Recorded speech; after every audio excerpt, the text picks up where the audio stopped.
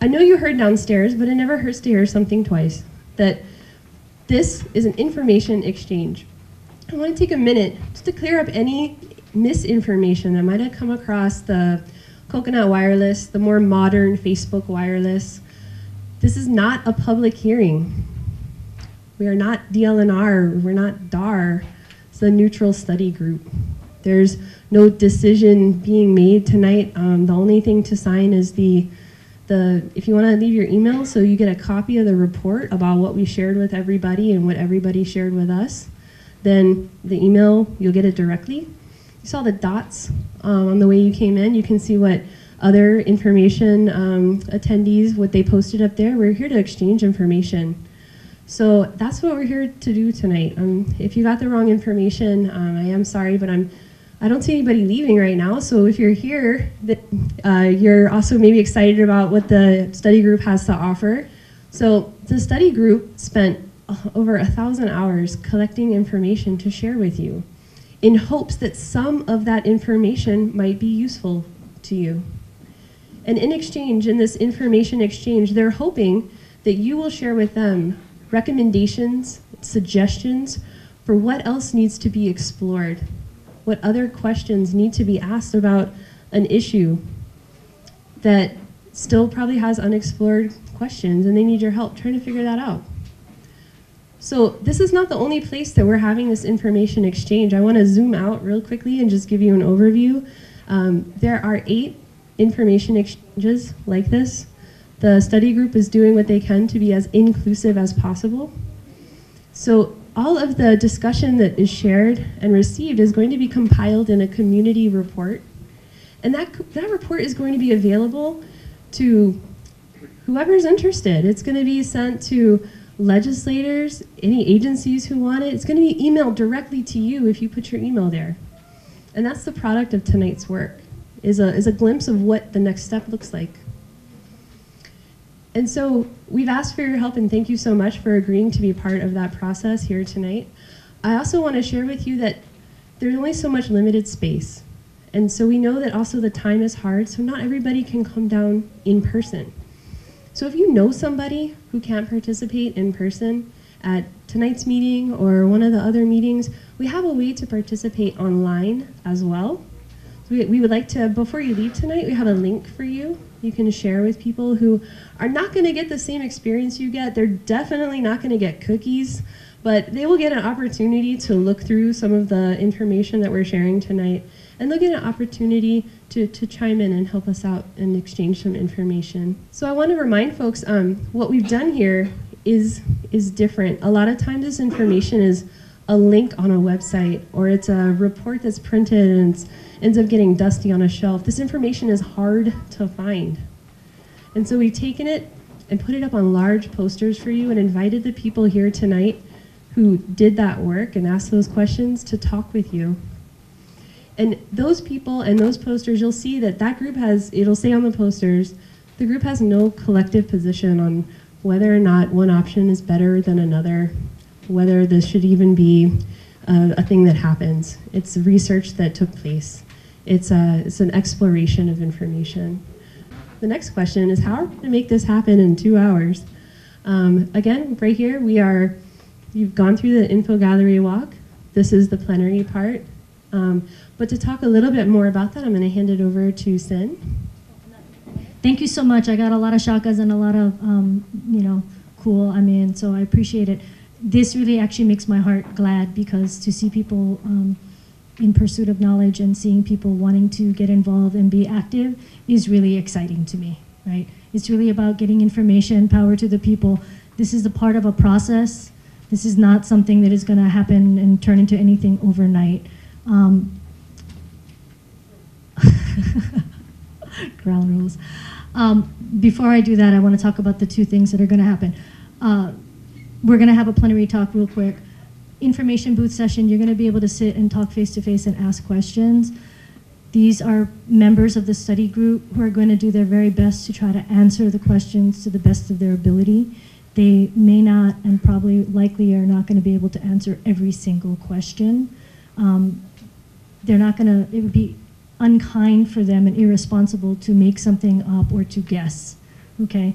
So please understand that they're doing this out of the goodness of their heart because they really want to get this information out. What you do with this information is up to you. At the end of the session, we ask everyone we provide a space for you to put your input and your feedback. We know that this is a passionate topic and it affects people on a really deep level. And some of you may feel compelled that you want to give your opinion right now. If that's the case, there's an online link. We also have forms that you can fill out. What we are taking with all of this input and feedback is we're compiling it, and we're going to create a report that is going to be released to the public so you can see what everyone else thinks and feels, or questions or concerns that everyone has. And also we're going to be submitting it to the state. We don't know what they're going to do with it. We can't guarantee that they'll take it into consideration, but again, power to the people, right? The more voices that are heard and that are documented, the more power and influence you have. And if it's backed up by knowledge and fact, then you have momentum. And you can do with it what you will. I am not here, none of us are here to advocate for any particular position, but merely to give you the information so that you can have a position that you believe in strongly, okay? We have a creative way to do it, and we'll talk to you more about it later, but as we go through the night, it's going to become more and more interactive. That's why we ask people to have name tags, because I always kind of like to know who I'm talking to. We have name tags available if yours falls off or you decide you want one. Just one more quick check, though. Is everybody cool with these ground rules? Does anybody feel like there's something in here that needs to be edited? I have a marker, I can do it. Do I need to add anything? Okay. Thank you very much. I really appreciate that, really, honestly. Things get passionate, so if you find yourself in a position where you feel like you just want to be heard and you want to keep talking and you feel like people give other people the space to talk as well. Out of respect of each other's time, we ask that that people refrain from grandstanding or kind of getting on a soapbox and trying to recruit others to their side. Does that make sense? Are you guys okay with that? Okay. Thank you so much. So I'd like to introduce you to one of the study group members. Her name is Erin, and she's just going to give you a real quick overview of how the study group came to be. Aloha, everyone. Can everyone hear me? I'm not great with mics. Up, okay. Okay. So my name is Erin Gross. I'm wearing one of these blue hats. There's a few other people around the room wearing blue hats tonight. One is Chris Hawkins. He's standing in the back there. Matt Ramsey's hat is supposed to look like ours, but he forgot it, so it's just covered with blue tape. We're just the study group for this particular study. That's the only reason that we came together, was to just try and look into these issues. So we're some of the members of the group that put together all the information that you see tonight on the banners and that are on the handouts that we're going to share with you tonight. So the study group members that looked into these issues were volunteers. We're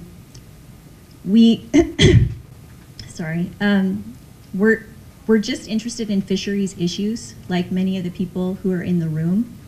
The group is represented by fishers, some fisheries managers, and some members of nonprofit organizations. As Miranda and Sin mentioned, we're neutral. We're not here to push a particular position or agenda or to promote a particular option. Every member of our group committed to a code of conduct that included a promise to just focus on research, to collect and gather the facts that we could, and to remain neutral. And we're still doing that tonight. So our goal tonight is to simply share the information that we gathered and to gather any feedback from you that you want to share. We don't speak on behalf of any government agency, including the Division of Aquatic Resources, or DAR, as people often know it as. We have been informed by DAR that they are considering pursuing a license system of some kind. Our group did this study where all this information came from in 2016. And we're holding these meetings statewide now. We did both of those things as a public service so that you, the public, can be informed and weigh in on whatever state decision-making processes may move forward in the future about any of these options. We've been calling them an RPL system for short, but that stands for Registry Permit or License System. So I'm just going to give you a really quick overview of our study, what we did, and a little bit of our history. And then we'll be happy to talk and answer any questions that you might have during that information booth session that Cynthia and Miranda mentioned before. So as many of you in the room know, the RPL system issue is not a new one. Before our group came together in 2016, Hawaii's legislature had made several attempts to create a non-commercial marine fishing license system. But there were many questions surrounding key issues about that. Questions like, could a system even be created? What would be the benefits? What would be the costs? So our group got together in 2016 to try and answer some of these questions. The intention of the study was, and still is, to just provide a fresh, unbiased examination of the facts that we could find and the issues that we looked into.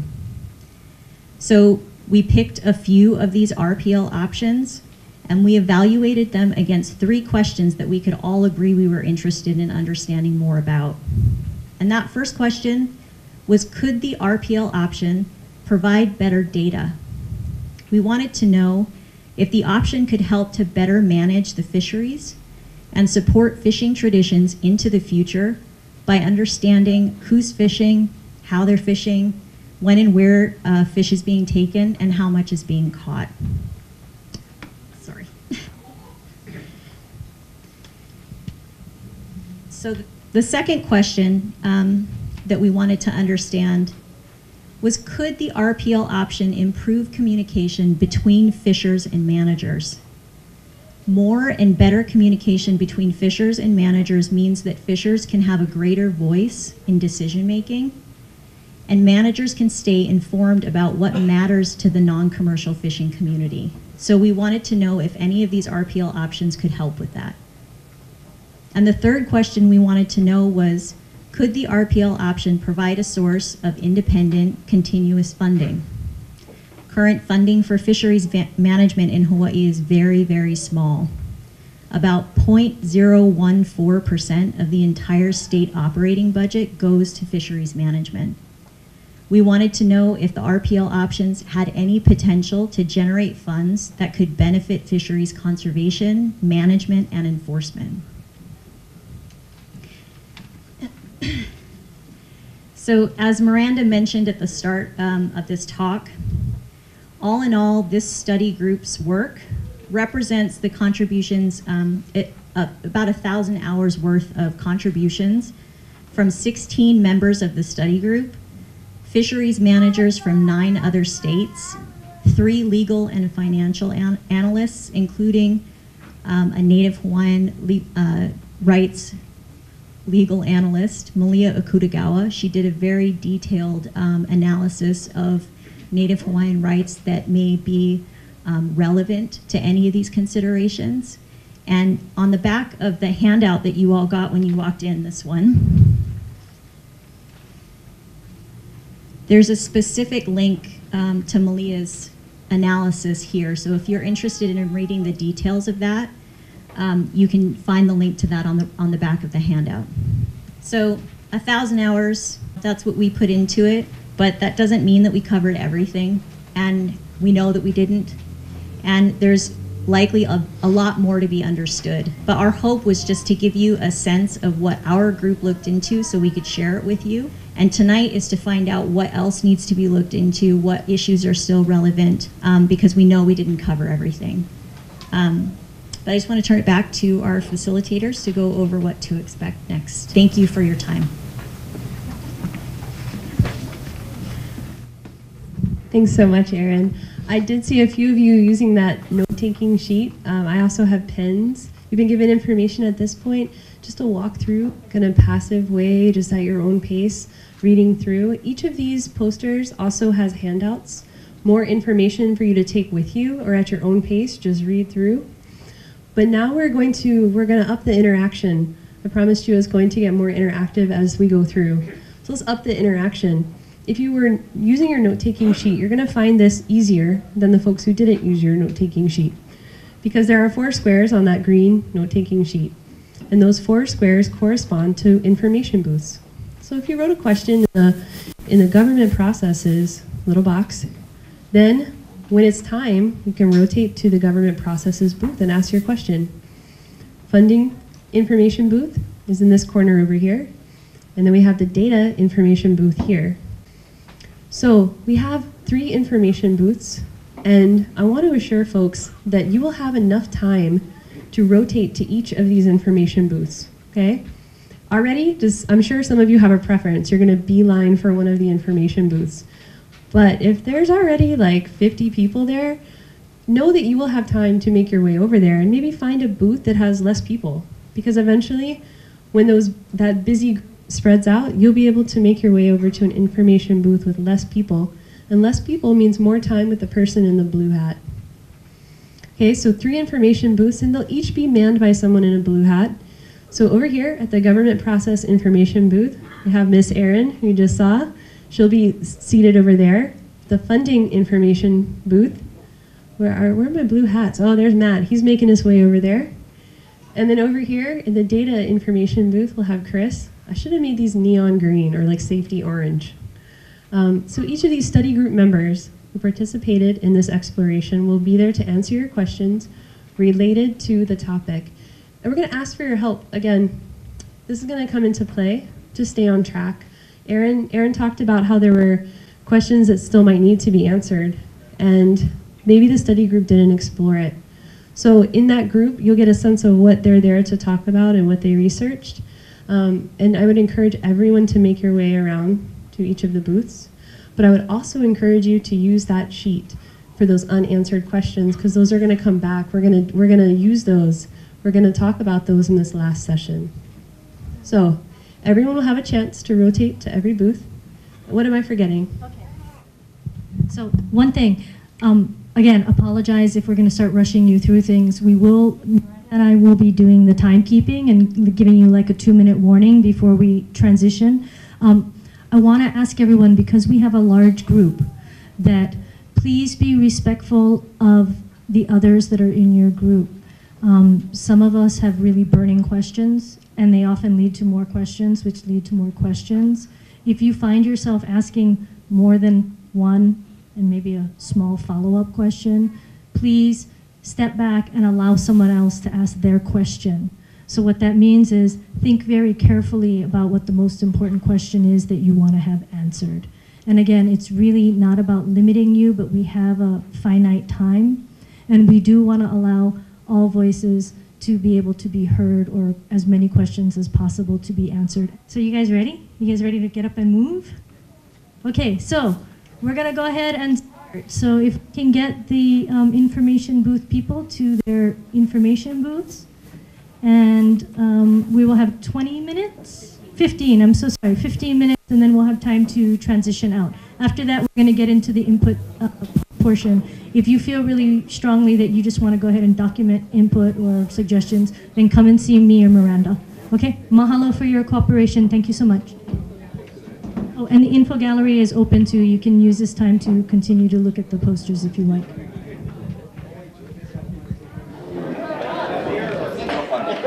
For us on the state side, the funding comes from 2 different forms. The general fund, so every time you get paid taxes, your taxes go into this general fund and gets distributed. And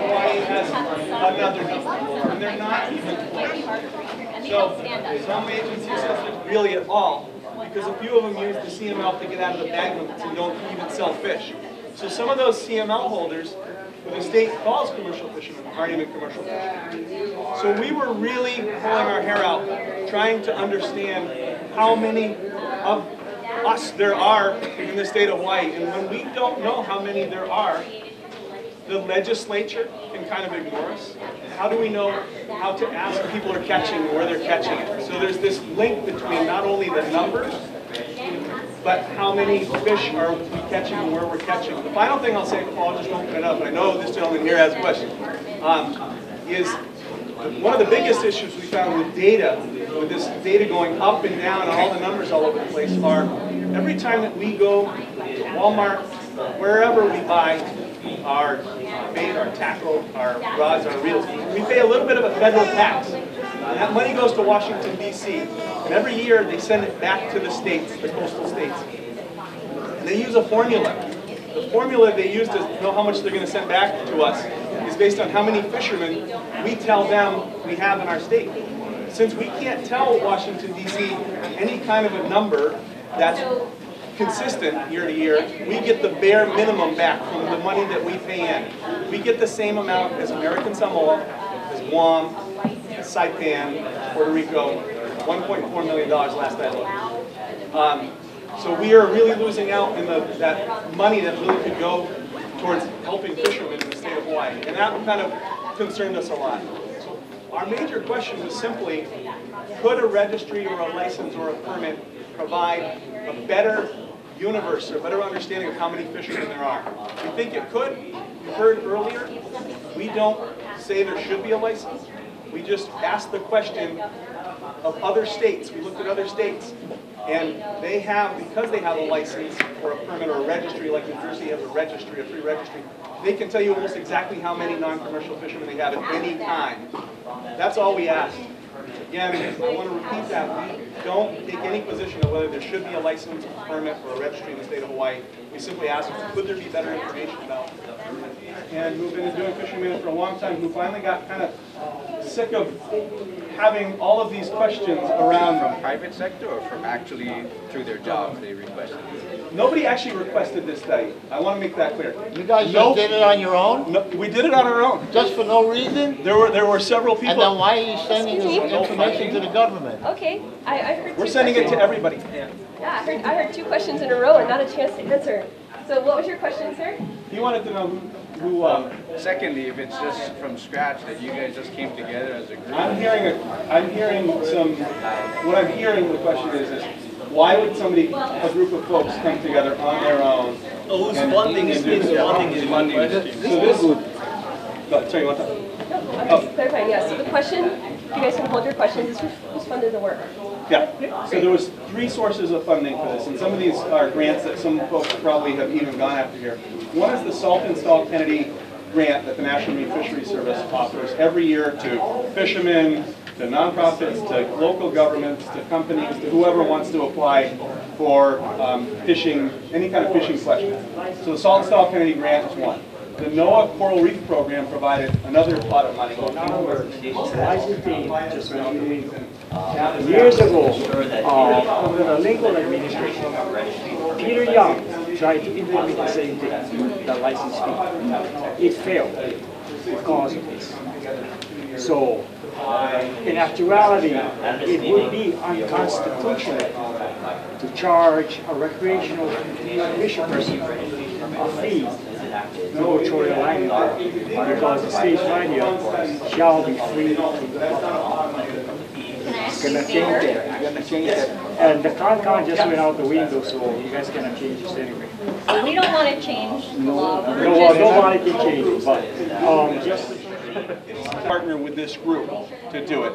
So she let some of her staff participate, and so those were the 2 agencies. Most of the people who did the writing were the staff, though. What was another agency again? The second one, Conservation International Hawaii, which is it's a national NGO but with a local chapter. Matt Ramsey actually heads that up, and a lot of you guys may know Matt Ramsey from his former life with National Marine Fisheries Service, doing a lot of the shore-based fishermen communication and engagement.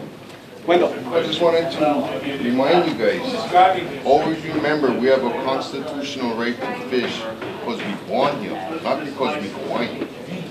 And we could always fish whenever we wanted, or whatever we wanted, except, closed seasons, lobsters, whatever, but it seems like you guys put in this RPO as a way of creating money with fines.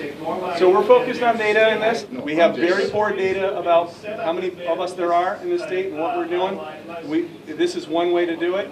Whether or not the state decides to pursue a license, I'm not saying we should or shouldn't. Our study groups aren't saying we should or But shouldn't. you If you look are at for the the RPO. if you look at the participants in the group, a lot of us were fishermen And I who say, sat. but you are for the RPO. You I say you're am neutral. not for the RPL, and I am not for the RPL. Our study group said we are neutral. We have no opinion as to whether the state should pursue an RPL at all. We just asked and tried to answer some questions, and we got Native Hawaiian law professors, we got economists in front of us to try to give us the answers to those questions. But this is about data. I want to focus on data. You got a question, sir? The 16 you say that are working on this project? We're working on it, yeah. How many did you hire that are available? Every single, nobody got hired. We're all volunteers. I took time away from my family to fly to Oahu for meetings. Every single person is from one island or another in the state of Hawaii. Every single person. And most of them were born and raised here. I wasn't, but most of them were born and raised here. Yes, sir. I got a question on the data. Yes, sir. The data that you're going to, or this body is going to receive, whatever the information is going to go.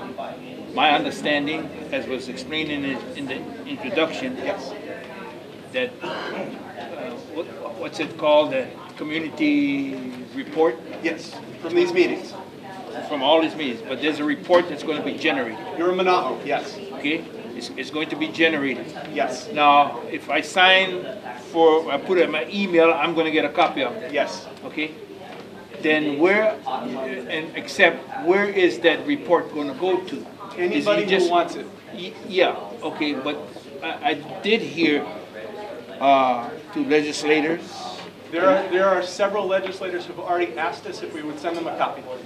And that's all we're going to do. We're just going to be courteous to anybody who wants a copy. Okay, so we you don't have a generate- list of people that's already like. So you're generating this report and that's going to be given to Blast whomever it wants out. it Yep. to go. Yep. And if I get my email, I'll get a copy. You will absolutely get a copy. Okay. And you're going to get the Kona folks, and you're going to get No, the I'll get You're whomever. going to get the whole. I'll get whomever. You're going to get. All of this Mana'o. Is anybody recording? Yeah, not right now, so that one, Every I'm just gonna be in the report, No, I hear you. Every question that we're getting asked, somebody is recording. Yes. right now? Yes. Every night you do. Where are they? David, he's really handling the questions. Well, Oh. they're asking questions. So. This is the Q&A This is the Q&A. So every question that you have that you give us before you leave this room, on paper. we will have it. Yes. Sorry. You got to write it Yeah. down. Yeah. Well, it's well. Because we're kind of having a free flow here, and I All right, can't be that's right good, that's good. Yes, we're recording everything that anybody asks us here on paper for them. Probably 8 different numbers, like 8 different agencies at the end of the day. Did anybody do an analysis to see what the that would determine how much it would cost to enforce any one of those licensing options. Even if you charge the 200,000 recreational fishers a $25 license fee, you're only collecting $5 million. If it's annually, is that enough to enforce any one of those systems? So how would you then determine what the licensing, how are they then determining what the licensing fee may be? So the way the structure that I talked about was just based on an estimate of the number of fishermen and the number of dollars. Just a starting point. So not at all Wrap tied up that to last the cost. comment. We are at time to rotate. Sorry, that? So not at all tied to what the cost of enforcing that. Wrap up that last No, what is comment. the cost of that? It sounds like it's going to go back to the 1.5% that you're starting. Basically. Because that's what they're saying goes to the fishing fund.